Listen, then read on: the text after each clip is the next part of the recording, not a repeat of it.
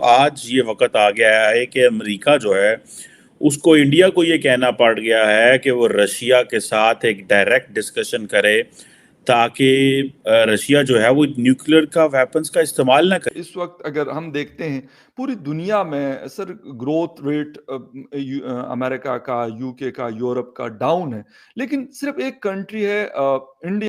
मेरे ख्याल में India wants to lead the world I guess, और वो गेस करने वाली तो बात ही नहीं है, अंदाजे लगाने वाली बात ही नहीं है। They are actually doing it. वहीं पर यूके की तरफ से जो है जेमी हंट, तो उनका ये कहना है कि India is next economic super power. India की तारीफ इसलिए की जाती है कि वो तारीफ के लायक है। जब आप तारीफ के लायक थे तो हम ऐसे खड़े होते थे कि भाईजान हमारा पाकिस्तान। लेकिन इंडियंस बड़े स्मार्ट हैं। यूरोपियंस जो हैं वो रशियन प्रोडक्ट वाया वो पहले इंडिया आता है, इंडिया से रिफाइन होकर फिर जो है वो यूरोप जाता है। अगर आपने अपने बच्चों को ये सिखाया होता ना इंडिया आपका दोस्त है, देखिए आज आप इंडिया से अपना हाथ बढ़ाएं तो सही दोस्ती का आपको गले से लगाएंगे वो लोग। हिंदुस्तान की एजुकेशन है, रिसर्च एंड डेवलपमेंट है, तो फायदा तो हमें सर हो सकता है क्योंकि वो दुनिया को उससे फायदा दुनिया उठा रही है। मोदी का मैंने घर देखा, आप यकीन माने शायद आपने भी देखा हो, वो एक छोटी सी जिंदगी गुजार रहा है और वैसे वो इतने बड़े मुल्क का प्राइम मिनिस्टर है वो, और क्लास है जिसका नाम क्लास है। तो Modi ji I love you. आज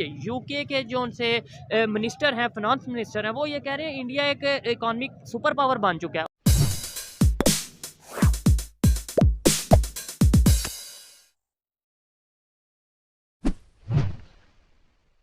जय हिंद दोस्तों, चुटकू एक्सप्लेनर में आपका स्वागत है। दोस्तों, रशिया यूक्रेन युद्ध के चलते परमाणु युद्ध के खतरे के बीच अमेरिका के द्वारा भारत को ये कहा गया है कि अब रशिया से बात करके परमाणु युद्ध को रोके। अमेरिका के security of state Antony Blinken ने कहा है कि भारत रूस को परमाणु हथियार ना इस्तेमाल करने के लिए मना सकता है। अमेरिका का कहना है कि भारत को रूस और अमेरिका के बीच संयम स्थापित करने के लिए प्रोत्साहित करना चाहिए। अमेरिका का मानना है कि पीएम मोदी दुनिया पर मंडरा रही न्यूक्लियर वार की खतरे को टाल सकता है। पुतिन द्वारा अमेरिका के साथ परमाणु हथियार इस्तेमाल वाला समझौता तोड़ने के बाद ही न्यूक्लियर वार की खतरा बढ़ गया है। इस परिस्थिति में सुरक्षा विशेषज्ञों की मानना है कि भारत ही न्यूक्लियर वार की खतरे को टाल सकता है, क्योंकि इन दोनों महाशक्तियों के साथ भारत के अच्छे रिश्ते हैं और इन दोनों को एक टेबल पर भारत ही ला सकता है। दूसरी खबर यह है कि पाकिस्तान में नौजवानों के बीच पीएम मोदी छाए है। आज ये वक्त आ गया है कि अमेरिका जो है उसको इंडिया को ये कहना पड़ गया है कि वो रशिया के साथ एक डायरेक्ट डिस्कशन करे ताकि रशिया जो है वो न्यूक्लियर का वेपन्स का इस्तेमाल ना करे और उसकी ऑपोजिशन करे। अब और ये बात जो है ये अमेरिकी जो सेक्रेटरी ऑफ स्टेट हैं एंटी ब्लिंकन, उन्होंने आई थिंक अटलांटिक इंस्टीट्यूट को the Atlantic not institute the Atlantic को बात करते हुए ये कहा है। और मज़े की बात यह है कि US secretary of state Blinken जो हैं वो इंडिया भी आ रहे हैं और G20 फॉरेन मिनिस्टर्स की मीटिंग के हवाले से मेरा ख्याल 28 से 3 मार्च के बीच में ये कोई मीटिंग हो रही है और जिसमें ये नॉट 28 से 3 मार्च के बीच में, लेकिन ये बेसिकली स्टेट डिपार्टमेंट का ब्लिंकन साहब का विजिट है इस खित्ते का, जिसमें वो और मुल्कों में भी जा रहे हैं। खैर एनी हो, अब ये जो एक डिस्कशन इंडिया के ऊपर एक डिपेंडेंस अमेरिका डाल रहा है कि वो कहते हैं, ब्लिंकन कहते हैं कि मैं लेवरोव के साथ इंगेज था और हम ये समझते हैं कि बाकी ममालिक की भी रिस्पॉन्सिबिलिटी है, चाइना और इंडिया की भी रिस्पॉन्सिबिलिटी है कि वो डायरेक्टली जो है वो इंगेज करें और रशिया को मनवाएं कि वो जो न्यूक्लियर वेपन्स है उसका इस्तेमाल ना करे और उसकी एब्सोल्यूट जो है वो अपोजिशन करे।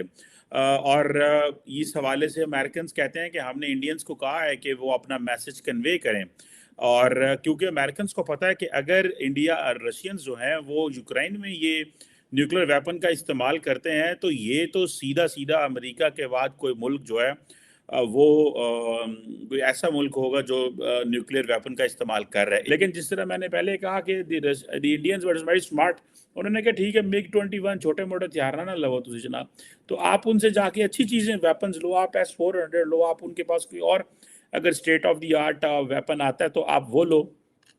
तो ये वो चीज़ें हैं जो ये दे मेक एन इम्पैक्ट।